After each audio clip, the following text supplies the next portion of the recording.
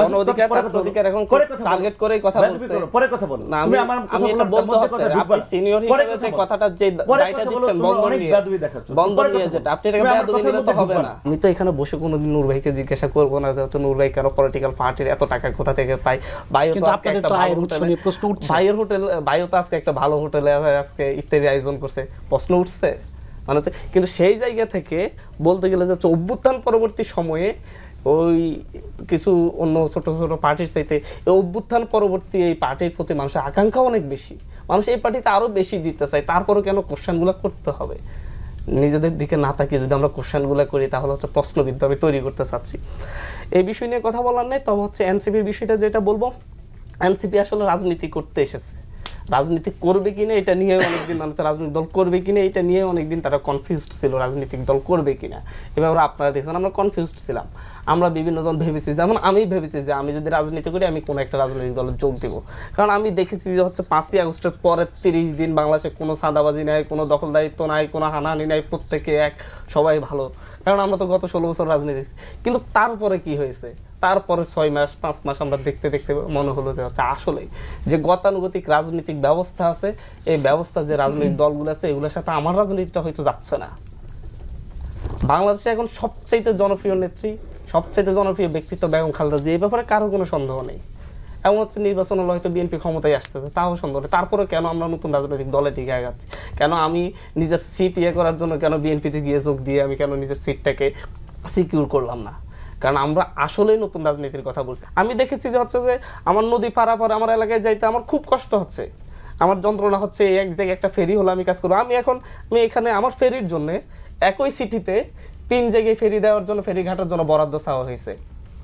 হাতিয়া থেকে হাতিয়ার জন্য একটা ফেরি, সন্দ্বীপের জন্য একটা ফেরি, ভোলার জন্য একটা ফেরি। সন্দ্বীপের ফেরির ঘাটের কাজ হয়ে গেছে, ইয়ার কাজ হয়ে গেছে। আমি দৌড়াই আমি এখন হাতিয়ার ফেরির কাজ নিতে পারি নাই। আমি অভ্যুত্থানের নেতা ছিলাম, অভ্যুত্থানে আমার এত ভালো অংশ হচ্ছিল। আমরা যাই এখন হচ্ছে উপদেষ্টাদের লাইন পাই না। আমার অঞ্চলের মানুষজন এখন কি পরিমাণ কষ্ট করে আপনি ইউ ক্যান্ট ইমাজিন। বাট দেখা যায় যে হচ্ছে এই কষ্টগুলো কিন্তু আমাদের আছে, এটা নিয়ে আমরা কিন্তু নেক্সট বার যখন করবো তখন কিন্তু আর কিন্তু মুরব্বীদের এত ক্ষমতা ছেড়ে দেওয়া হবে না। 16 বছরের ফ্যাসিবাদের আমলে অনেকে যেমন দরবেশের তকমা পেয়েছে, এই রকমের দরবেশের তকমাও পেয়ে গেছে নতুন পার্টির নেতাও 400 কোটি টাকা এনসিটিভির বই কেলেঙ্কারির ঘটনায়। এখানে এই দল গঠনের আগেই, দল গঠন তো নিশ্চয়ই তারা একটা মনস্থির করেছে দল গঠন করবে, এগুলো ইমোশনাল কথাবার্তা বলে লাভ নেই। এখন সরকারের একই সংগঠনের তারা বা একই জায়গা থেকে নেতৃত্ব দিয়েছে, কেউ সরকারে আছে, তার বাবা ঘোষণা দিচ্ছে যে সে ইলেকশন করবে, আবার তাদের একজন সহকর্মী মূল দায়িত্বে এসেছে, পদত্যাগ করে এসেছে। এদের যদি বুঝায় যে এটা গভর্নমেন্টের সাথে তাদের কোনো আন্ডারস্ট্যান্ডিং নেই, গভর্নমেন্টের সাথে তাদের কতটুকু নেক্সাস সেটা তো সমস্ত কর্মকাণ্ডে পরিষ্কার। এবং প্রশাসনের মতো গুরুত্বপূর্ণ জায়গার পদোন্নতি নিয়োগের ক্ষেত্রে একটা কমিটি করা হয়েছিল, সেই কমিটি চিফ করা হয়েছে সালাউদ্দিন সাহেবকে, সেকেন্ড ম্যান করা হয়েছিল নাহিদকে। তার মানে সরকার ছাত্র বা এই প্রতিনিধিদেরকে কতটুকু ইম্পর্টেন্স দিচ্ছে। ডক্টর ইউনূস নিজে বলেছে ছাত্ররা আমার নিয়োগকর্তা। তাই প্রধান উপদেষ্টা যদি এটা বলে যে ছাত্ররাই আমার চাকরিদাতা, বাকি উপদেষ্টারা কি তাদের সেবা করবে না? তাই তো করেছে। আমরা দেখি যে ছাত্র উপদেষ্টা বা সমন্বয় তাদের একটা যে প্রভাব, তো তারা যদি এই প্রভাবকে ইতিবাচক কাজে ব্যবহার করতে, হান্নান মাসুদ আমাদের ছোট ভাই আবেগ নিয়ে অনেক সময় কথা বলে কান্না করে ফেলে যে ফেরি হবে না কেন, গিয়ে বলবে 1 সপ্তাহের মধ্যে এইখানে ফেরি চাই, ওইভাবে হবে। তাদের সেই মুভটা গাছটা দেখানো লাগবে। এখন তারা যদি আপনার ওই জনসম্পৃক্ত কাজ না নিয়ে চট্টগ্রাম বন্দর নিয়ন্ত্রণ করার জন্য একটা কমিটি করে উপদেষ্টা হয় ভাই, ছাত্র গণঅভ্যুত্থানের নেতা, আপনি এখানে দাঁড়িয়ে আমাকে বলতেই হচ্ছে আপনি চট্টগ্রাম, আপনার তো শ্রমিক কমিটি আছে না? আপনার শ্রমিক কমিটি আছে না, শ্রমিক পরিষদ আছে না? শ্রমিক পরিষদ দিয়ে কি আপনি কি পুরো ঢাকা শহর কন্ট্রোল করেন? না না, এভাবে ভাই একটা বিষয় এখানে বলতে হচ্ছে ভাই, আমি করতে হচ্ছে। আমি দেখেছি যে গণ অধিকার ছাত্র অধিকার এখন টার্গেট করেই কথা বলছে। পরে কথা বলো না, আমি এটা বলতে হচ্ছে আপনি সিনিয়র হিসেবে যে কথাটা যে দায়টা দিচ্ছেন বন্ধন নিয়ে যেটা আপনি এটাকে বেয়াদবি নিলে তো হবে না। আমার আপনি বেয়াদবি নিলে হবে না। আমার জি আমরা একটু শুনে তুমি এই সমস্ত বেয়াদবি তুমি আমার ছাত্র সংগঠনের সিনিয়র হয়ে সভাপতি, তুমি আমার সিনিয়র হয়ে থেকে কেড়ে নাও কিভাবে? আপনারা সিনিয়র হয়ে যেভাবে মিথ্যাচার করেন, জুনিয়রদের ব্যাপারে মিথ্যাচার করেন, মনে হয় যারা আপনাদের আদর্শ বিরোধিতা কাজ করেন। পরে কথা বলবো, আপনাদের সময় আরো 1 ঘন্টা এক্সটেন্ড করবেন, মিথ্যাচার আরো এক্সটেন্ড করবেন। এইটা তো নতুন বজ্রদের কান্নার ভাব ধরলে একটা নতুন বন্দোবস্ত হয়ে যাবে। নুসরাত তাবাসসুম নামে একজন সমন্বয়ক আন্দোলনের নেত্রী, সে আপনার একটা এই মৎস্য প্রাণী সম্পদ মন্ত্রণালয়ের টিকার টেন্ডার সে প্রতিবেদন নিউজ হয়েছে, সেই টেন্ডার এখন রিটেন্ডারে আবার যাচ্ছে। তাদের ডিসি নিয়োগ কাণ্ড করে ছাত্র সমন্বয় আন্দোলনের পরিচিত নেতৃবৃন্দের সমস্ত পত্রপত্রিকায় নিউজ এসেছে না, তো তারা তো পুরানো পথে যাচ্ছে। তাহলে এই পার্টি নিয়ে এখন ফুয়াদ ভাই আশান্বিত হলো, আমি আবার কাজল ভাইয়ের মতো বলছে বিশ্বাস করতে চাই না, আমিও বিশ্বাস করতে চাই না, সেটা আমরা দেখতে চাই। কিন্তু তারা তো সেই পুরানো পথে আসছে। তাদের প্রোগ্রামে বসুন্ধরা কোম্পানি খাবার পাঠায়, বসুন্ধরা কোম্পানি ফাইন্যান্স করে।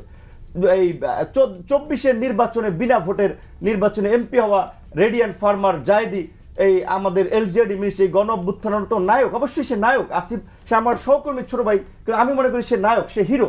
কিন্তু সেই হিরোর আপনার মিনিস্ট্রির অধীনে বাফুফের সহসভাপতি, তো তারা তো পুরনো পথেই আছে। তাই তারা কি নতুন বন্দোবস্ত দিবে, তাদের আমরা কি আশান্বিত? হাতে একেবারে সময় দেখছি না। আপনার কাছে আসবো, আপনার কাছে আসাদুজ্জামান ফুয়াদ, আমি যে বিএনপিকে দোষ দিয়ে তো লাভ নাই যে চান্দাবাজি টেম্পু স্ট্যান্ড। বিএনপি একটা বড় দল, হাতির মতো দেহ, দেখা যায় অনেকে, কাজ তো সবাই করতেছে, জামাত করতেছে, গণ অধিকার ছাত্র, আমি বলছি সবাই করতেছে। তাহলে এখন এই ছাত্রদের মধ্যে যে নতুন প্রত্যাশা, নতুন সেটার এক্সাম্পল এখন পর্যন্ত আমরা দেখছি না, কিন্তু আমরা দেখতে চাই। হলের নেতা ছিলাম, এখন আর বড় কিছু হওয়া যাবে না, সব সময় আন্ডারমাইন করে রাখার যে চিন্তা। ঢাকা বিশ্ববিদ্যালয় থেকে অভ্যুত্থান হওয়ার 1.5 বছর আগে 26 জন কমিটির ছাত্র অধিকার পরিষদের প্রত্যেকে পদত্যাগ করেছে। কেন পদত্যাগ করেছে পত্রিকা পড়ে দেখেন। নীতির কথা আজকে বলবেন, নীতির কথা বলেন। একই সাথে ছাত্র অধিকার পরিষদের সভাপতি সেক্রেটারিকে একই সাথে গণ অধিকার পরিষদের সভাপতি কেন্দ্রীয় কমিটির সদস্য বানিয়ে নেওয়া হয়েছে। লেজুর ভিত্তিক ছাত্র রাজনীতি হবে না এই কথা বলে আমাদের যে অভিযোগগুলো ছিল, অভিযোগ করা হয়েছে বন্দর। আমি সিনিয়র যুগ্ম মুখ্য সমন্বয়কের দায়িত্ব নিয়েছি। আমার কাছে যুব উইং, শ্রমিক উইং, যতগুলা পার্টির উইং আছে প্রত্যেকটা উইং আমার কাছে থাকবে। এই উইংগুলার ক্ষেত্রে আমি বন্দরে 500 জনের আমাদের শ্রমিক কমিটি দেওয়া হয়েছে। আমাদের যে শ্রমিক কমিটি হচ্ছে প্রত্যেকটা জায়গায়, আমাদের রিক্সাওয়ালাদেরও কমিটি আছে। ঢাকা শহরে আমাদের 300 জনের রিক্সাওয়ালা কমিটি আছে, আমাদের ভ্যানওয়ালাদের কমিটি আছে। সুতরাং মানে ঢাকা শহরের পুরো ভ্যানটা আমি নিয়ন্ত্রণ করি, পুরো রিক্সাটা। এটা যে বুঝে না নূর ভাইয়েরা তা না, বুঝে, কিন্তু আপনাকে বিতর্কিত করতে হবে। আমি আজকে এখানে বলি, অভ্যুত্থানের 7 মাসে আমি সচিবালয়ে কয়বার গিয়ে কয়জন উপদেষ্টার সাথে কথা বলেছি বা কয়জন বাসায় গিয়েছি, আর নূর ভাইয়েরা এবং হচ্ছে তাদের প্রত্যেকটা একটা এমনকি কলেজের আহ্বায়ক কয়বার গিয়েছে সেটা একটা হিসাব করো, সিসিটিভি ক্যামেরা দেখে ইয়াতে, তাহলে বোঝা যাবে যে এই সরকারকে কয়ভাবে কে বিক্রি করতেছে। একদম স্পষ্টত বলতেছি, আমরা আমাদের জায়গা থেকে, আমি হান্নান মাসুদ এখানে স্পষ্ট ঘোষণা করতেছি, আমি আমার জায়গা থেকে ন্যূনতম কোথাও 2 নাম্বার সুবিধা নেই না এই সরকার আমলে।